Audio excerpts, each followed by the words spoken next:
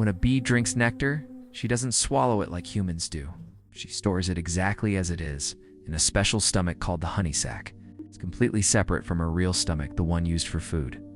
A bee doesn't have just one stomach, she has several. The worker bee that collects nectar has only one mission: to bring it home.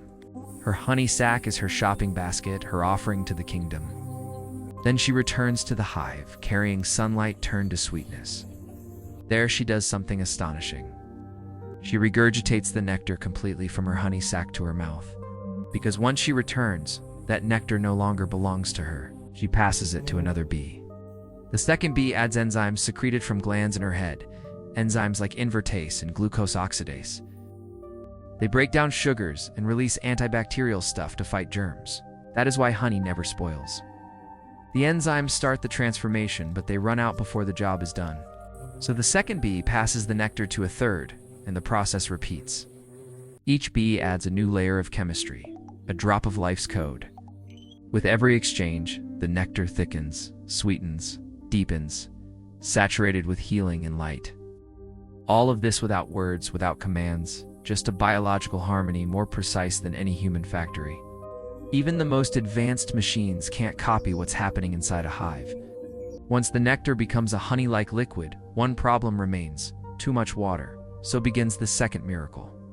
The bees pour the liquid into perfect hexagonal cells. The shape, the hexagon, isn't random. It's the only geometric form that covers space completely with the least possible amount of wax. How did the bees know that? It's an architectural perfection written into their DNA, and what happens next is beyond belief.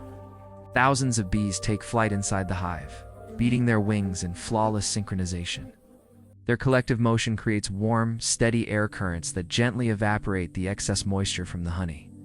This isn't just chaos, it's ventilation magic. It's all about getting the temperature just right until the humidity hits exactly 18%. Not 17, not 19, exactly 18%. That number is the golden ratio of preservation, the exact point where honey becomes immortal. At that moment, the liquid thickens into gold, a substance bacteria cannot touch, a sweetness that never decays. Scientists discovered 3,000-year-old honey in Pharaohs' tombs, and it's still good to eat.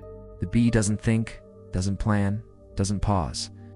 She's programmed with precision, forming one of the most complex biochemical operations on Earth without error and without rest. She knows when to stop flapping her wings. How? How does she know? Some questions leave you speechless, and in that silence, creativity just buzzes around.